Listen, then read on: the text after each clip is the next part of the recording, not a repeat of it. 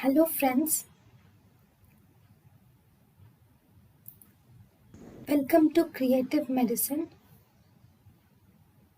In this lecture, we will learn about. Hello friends, what is the drug of choice or what is the drug of which drug is used for schizophrenia with suicidal risk? Drug used for schizophrenia with suicidal risk is clozapine is the drug used for schizophrenia with suicidal risk.